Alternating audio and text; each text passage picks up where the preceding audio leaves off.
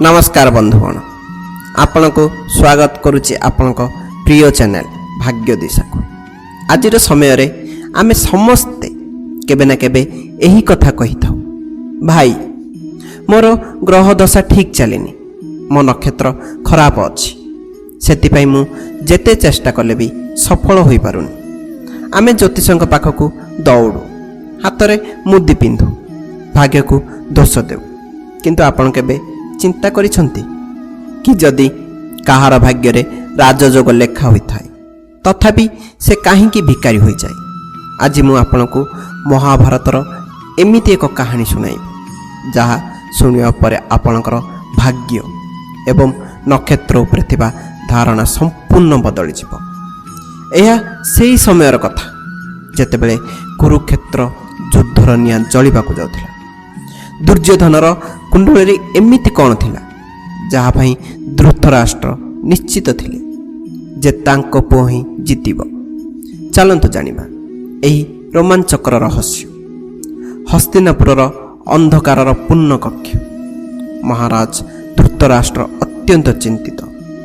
पांडव एवं कौरवंक मध्य युद्ध एवं अनिर्वार्य। धृतराष्ट्र जानिथिले जे पांडवंक पक्षरे स्वयं श्रीकृष्ण अछंती एवं अर्जुन परी धनुर्धर अछंती, किंतु पुत्र मोहरे अंधपिता चाहूले जे कौन सी प्रकार दुर्योधन ही राजा हे। से निजर राज ज्योतिष को डकाइले। से ज्योतिष थिले शास्त्र एवं नक्षत्र गणनारे अत्यंत निपुण।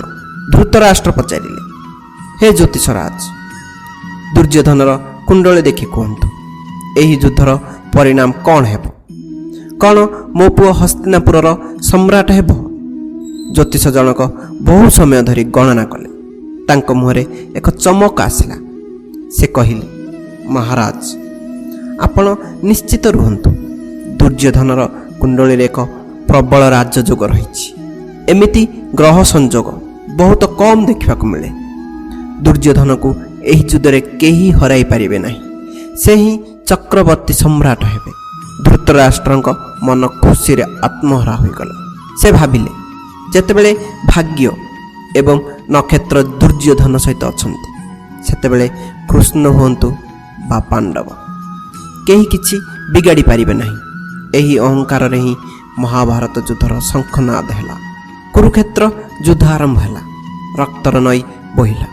दिन पर दिन बीतिबाकू लागिला, किंतु जहा धृतराष्ट्र भाबिथिले ताहार ओलोटा घटिबाकू लागिला। 8 दिन बीती जाइछि। कौरव सेनार अवस्था शोचनीय। भीष्म पितामह सरसज्जारे। कौरवंक अधारु अधिक सेना मरी जाइछन्ति। धृतराष्ट्रंक 100 पुओंक मध्यरु अनेक मृत्युवरण करि सारिछन्ति। संजय जेतेबेले राजप्रसाद रे बसी धृतराष्ट्रंकु युद्धर एही दारुण चित्र सुनाइले। धृतराष्ट्र पागलंक परी चित्कार करी उठिले। से तुरंत से राज ज्योतिष को डकाइले। धृतराष्ट्र क्रोधरे थरुथिले। से कहिले, ज्योतिषराज, तुमे तो कहिथिल दुर्योधनर राजयोग अछि। तुमे तो कहिथिल ताकु केही हराई पारिबे नाही, किंतु आज मोर अधा सेना शेष होई गलानी। मो पुओ मानक रक्तरे कुरुक्षेत्र भिजिलानी। कुआडे गला सेही राजयोग? कौन तुमर शास्त्र मिछ? कौन नक्षत्र गणा भूल? ज्योतिष जनक अति शांत भाव मुंड नुआई कहले, महाराज मोर गणना भूल नथिला। आज भी दुर्योधनर कुंडली रे सेही राजयोग अछि, किंतु गोटे कथा मन रखंतु, नक्षत्र केवल द्वार खोली थाए, किंतु सेही द्वार दे भीतर को जीवा पई कर्म दरकार। से आहुरी कहले, दुर्योधनर भाग्य ताकू राजा बनाइबा पई सबु सुजोग देइथिला, किंतु दुर्योधन निजर अधर्म, कपट एवं अहंकार द्वारा सेही राजयोग को विषयोगरे परिणत करदेला। शास्त्र कहे, जदि कर्म खराब हुए तेबे स्वयं ब्रह्मा लिखिथिबा भाग्य भी बदली जाए।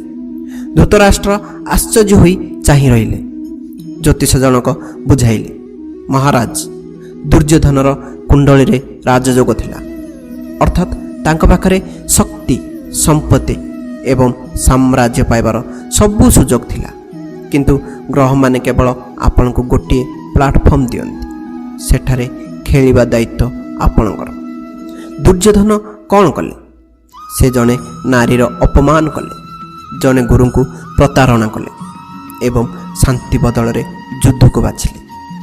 ଯେତେବେଳେ ମଣିଷର ଅହଙ୍କାର ତା'ର ବିବେକ ଉପରେ ଭାରି ହୋଇଯାଏ, ସେତେବେଳେ ସବୁଠାରୁ ଶକ୍ତିଶାଳୀ ଗ୍ରହ ମଧ୍ୟ ନିଷ୍ଫଳ ହୋଇଯାଆନ୍ତି। ଦୁର୍ଯ୍ୟୋଧନ ନିଜ ହାତରେ ନିଜ ଭାଗ୍ୟର ରେଖାକୁ ପୋଛି ଦେଇଛନ୍ତି। ଦର୍ଶକ ବନ୍ଧୁ, ଏହି କାହାଣୀ କେବଳ ଦୁର୍ଯ୍ୟୋଧନଙ୍କର ନୁହେଁ, ଏହା ଆଜିର ସମୟରେ ଆପଣଙ୍କର ଏବଂ ମୋର କାହାଣୀ।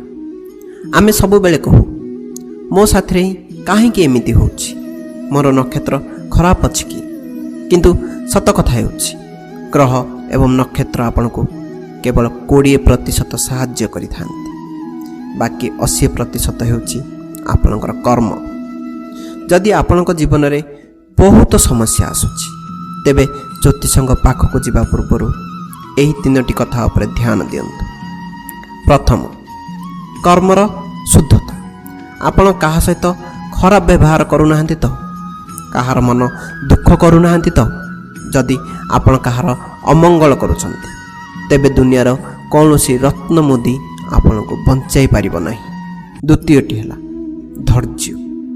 ମହାଭାରତ ଯୁଦ୍ଧରେ ପାଣ୍ଡବମାନେ ଅନେକ କଷ୍ଟ ସହିଥିଲେ, କିନ୍ତୁ ସେମାନେ ନିଜର ଧର୍ମ ଛାଡ଼ି ନଥିଲେ। ଖରାପ ସମୟରେ ଧୈର୍ଯ୍ୟ ରଖିବା ହିଁ ନକ୍ଷତ୍ରକୁ ବଦଳାଇବାର ସବୁଠୁ ବଡ଼ ଉପାୟ। ତୃତୀୟ, ଈଶ୍ୱରଙ୍କ ଉପରେ ବିଶ୍ୱାସ। ଦୁର୍ଯ୍ୟୋଧନ ପାଖରେ ରାଜଯୋଗ ଥିଲା, କିନ୍ତୁ ଅର୍ଜୁନଙ୍କ ପାଖରେ ଶ୍ରୀକୃଷ୍ଣ ଥିଲେ। ଯାହା ପାଖରେ ଭଗବାନ ଅଛନ୍ତି, ତାର ଗ୍ରହ ବିଗାଡ଼ିବାକୁ କାହାର ସାହସ ନାହିଁ। ବନ୍ଧୁଗଣ, ଭାଗ୍ୟ ଆକାଶରୁ ଉଡ଼ି ଆସେନି, ବରଂ ଏହା ଆମ କର୍ମରୁ ଜନ୍ମ ନିଏ। ଯଦି ଆଜି ଆପଣଙ୍କୁ ଲାଗୁଛି ଯେ ଆପଣଙ୍କ ନକ୍ଷତ୍ର ବିଗିଡ଼ି ଯାଇଛି, ତେବେ ନିଜର କର୍ମକୁ ସଜାଡ଼ିବା ଆରମ୍ଭ କରନ୍ତୁ। ଦେଖିବେ, ଯେଉଁ ଗ୍ରହ ଆପଣଙ୍କୁ କଷ୍ଟ ଦେଉଥିଲେ, ସେମାନେ ହିଁ ଆପଣଙ୍କ ପାଇଁ ସଫଳତାର ଦ୍ୱାର ଖୋଲିଦେବେ।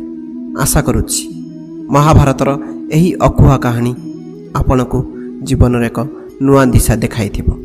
ଯଦି ଆପଣଙ୍କୁ ଏହି ଭିଡ଼ିଓଟି ଭଲ ଲାଗିଲା, ତେବେ ଏହାକୁ ଲାଇକ୍ କରନ୍ତୁ ଏବଂ ନିଜ ସାଙ୍ଗମାନଙ୍କ ସହ ସେୟାର କରନ୍ତୁ। ଆପଣଙ୍କ ଜୀବନର ସମସ୍ୟା କ'ଣ? କ'ଣ ଆପଣ ବି ନିଜ ଭାଗ୍ୟକୁ ନେଇ ଚିନ୍ତିତ? କମେଣ୍ଟ ବକ୍ସରେ ନିଶ୍ଚିତ ଜଣାନ୍ତୁ। ଆମେ ଚେଷ୍ଟା କରିବୁ ଆପଣଙ୍କ ପ୍ରଶ୍ନର ଉତ୍ତର ଦେବା ପାଇଁ। ଏମିତି ଆହୁରି ଅନେକ ରହସ୍ୟମୟ ଏବଂ ପ୍ରେରଣାଦାୟକ କାହାଣୀ ପାଇଁ ଆମ ଚ୍ୟାନେଲ ଭାଗ୍ୟ ଦିଶାକୁ ସବସ୍କ୍ରାଇବ୍ କରିବାକୁ ଭୁଲନ୍ତୁ ନାହିଁ। ମନେ ରଖନ୍ତୁ, ଭାଗ୍ୟ ଆପଣଙ୍କ ହାତରେ ଅଛି, କେବଳ ତାକୁ ସଠିକ୍ ଦିଶା ଦେବାକୁ ପଡ଼ିବ। ଜୟ ଜଗନ୍ନାଥ।